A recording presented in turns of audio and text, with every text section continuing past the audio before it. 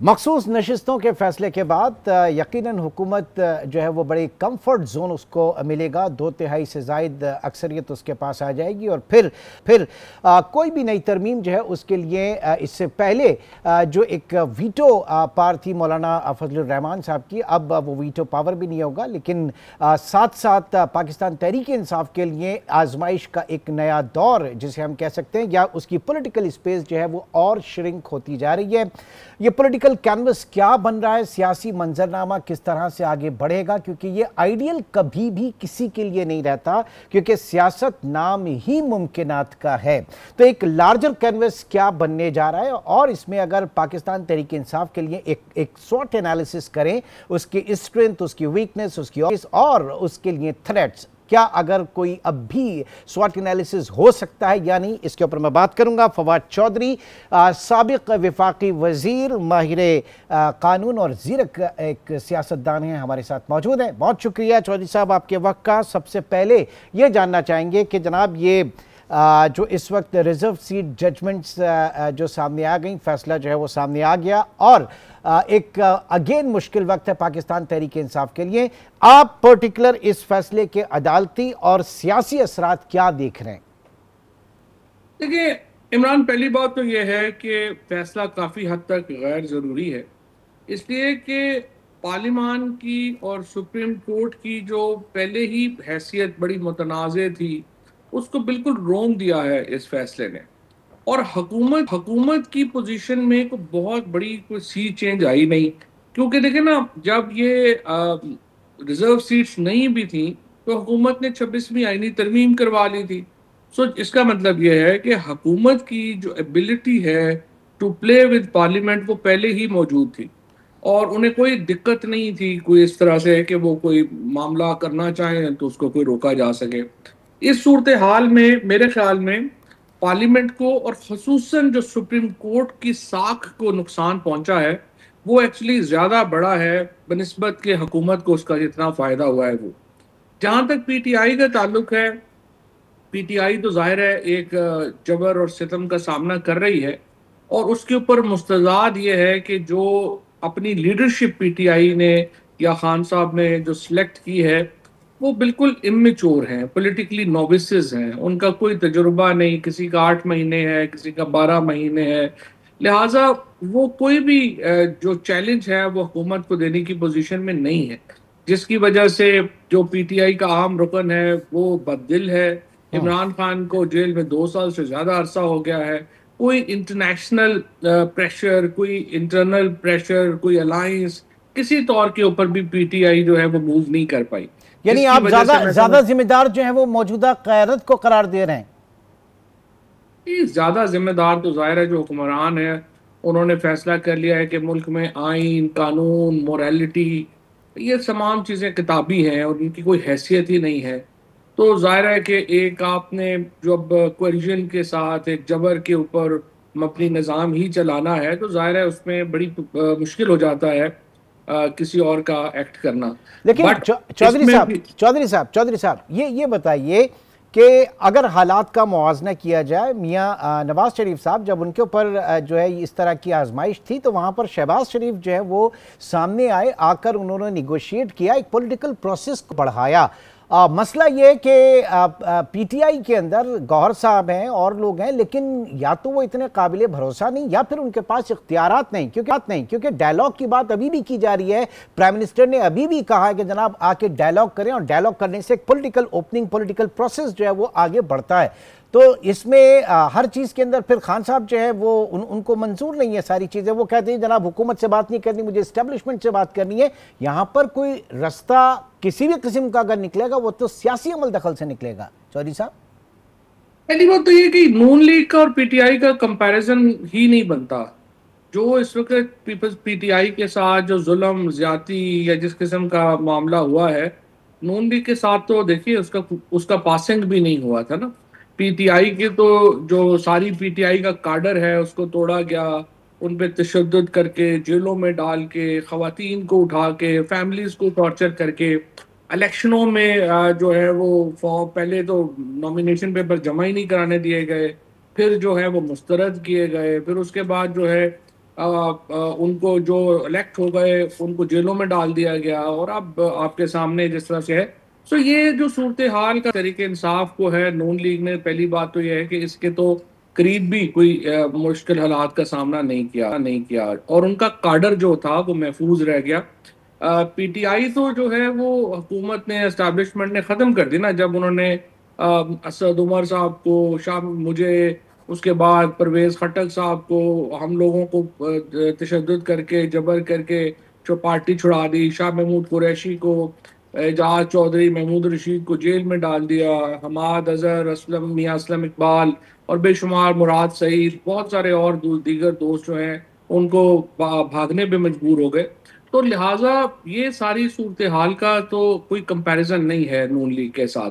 लेकिन इसके बावजूद मैं ये समझता हूँ कि जो पॉलिटिक्स है पीटीआई की, उसके अंदर बहुत झोल रहे हैं, और स्पेशली खान साहब ने जो रिप्लेसमेंट्स की हैं, और ये जो थ्योरी थी कि वकला को दे दी जाए पार्टी, ताकि क्योंकि वकला के खिलाफ शायद उस तरह पर्चे नहीं होंगे, चीजें नहीं होंगी, वो हुआ तो सही। यानी आप देखें आज जब 3 साल हो गए हैं और मैं ईसीएल के ऊपर हूँ, सारी पीटीआई की लीडरशिप जेल में है, तो गौहर साहब हो गए, सलमान अकरम राजा हो गए, बाकी लोग हो गए, उनके ऊपर तो कभी एक भी पर्चा भी नहीं हुआ, ना ही कभी उनको बाहर जाने से रोका गया। मैं 3 साल से ईसीएल पे हूँ, बाहर नहीं जा सकता।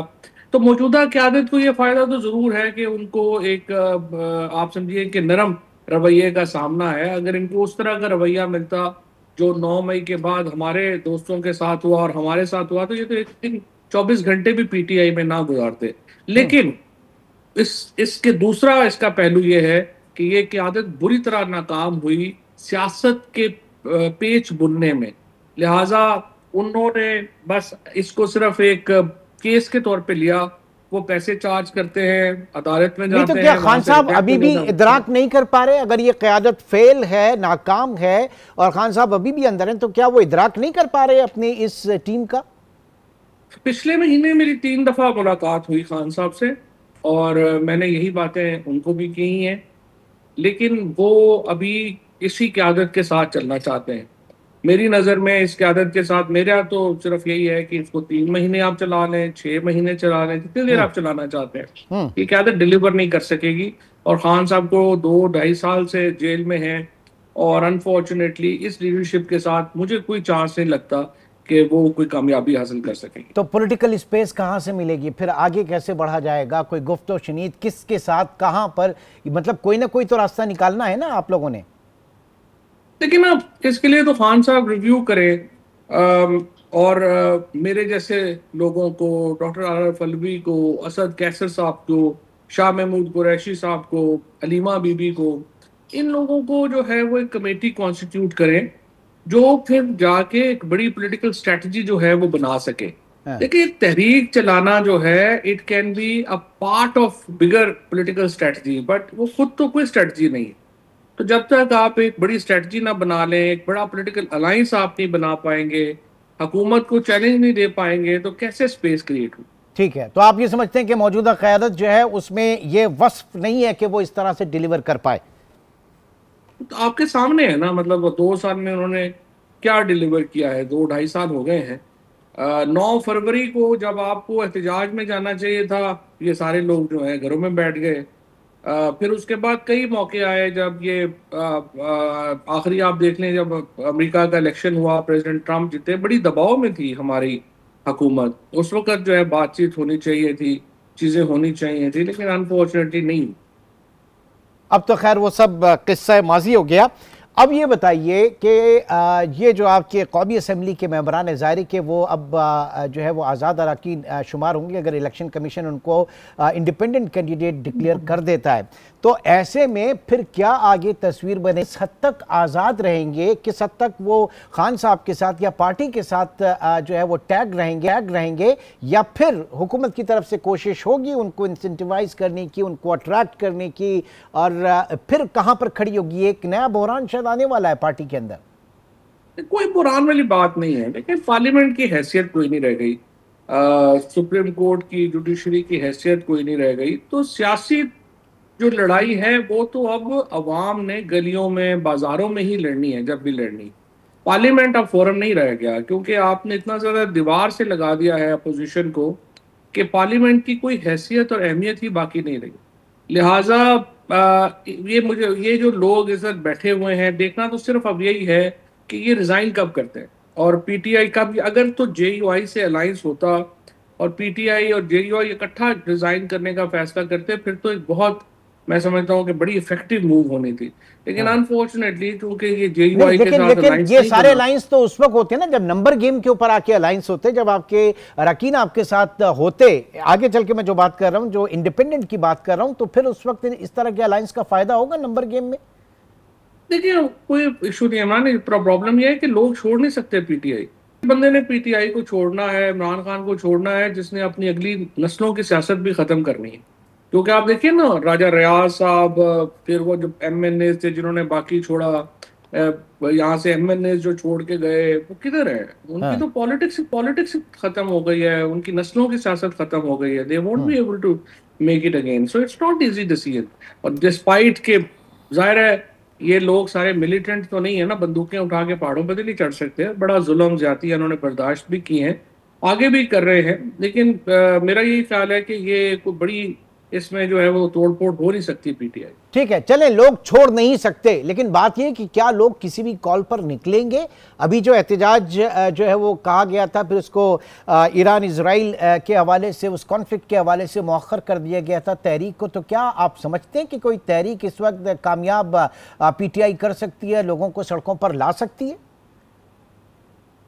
देखिए, तहरीक में प्रॉब्लम यह है कि तहरीक तक पहुंचने के लिए जो इक़दामात चाहिए वो नहीं है। जिस तरह मैंने आपको अर्ज की कि तहरीक जो है वो एक बड़ी सियासी स्ट्रेटजी का हिस्सा हो सकती है, लेकिन वो खुद कोई स्ट्रेटजी नहीं। अब यहाँ प्रॉब्लम यहाँ पे ये है कि पीटीआई की ये जो टीम है वो कोई ऐसा मसलन अभी अगर, चूंकि आप उस वक्त टीवी पर ही थे, आपने पनामा पेपर की जो केस कवरेज है वो भी आपने देखी कि आप देखें ना उसमें, और ये जो केस है इसमें कितना स्टार्क डिफरेंस था पीटीआई की मीडिया मैनेजमेंट का, पीटीआई की लीगल मैनेजमेंट का। मतलब आपको मालूम है कि आप एक ऐसे बेंच के सामने जा रहे हैं जिसको आपसे कोई हमदर्दी नहीं है, लेकिन सलमान राजा साहब और हामिद खान साहब जो हैं उनके साथ उनके अपने जूनियर भी कभी सुप्रीम कोर्ट में नहीं गए। बताया जाएगा कि बार एसोसिएशंस की एक बड़ी तादाद जो कि पीटीआई की हामी है वो अदालत में मौजूद होती। चाहे जाएगा कि वकला की एक बड़ी तादाद वहां मौजूद होती, पार्टी वहां पे मौजूद होती। जब इमरान खान पनामा कर रहे थे वो रोज सुबह 9 बजे खुद पहुंचते थे सुप्रीम कोर्ट, वो बताते थे कि आज मीडिया ने क्या करना है। मुझे लाहौर से स्पेशली उन्होंने कहा कि तुमने इस्लामाबाद में रहना है और रोज ये बात करनी है और होना है। सो मेरे ख्याल के अंदर देखिए ये बड़ा इसकी जो मैनेजमेंट है मौजूदा लीडरशिप में कोई ये सेंस ऑफ है नहीं जो पॉलिटिकल मैनेजमेंट, या फिर वो अफरा तफरी इस वक्त इतनी मची हुई है, एक ट्रस्ट डेफिसिट जो है वो एक दूसरे के ऊपर इतना है कि हर कोई एक दूसरे को शकूक व शुबहात की नजर से देख रहा है।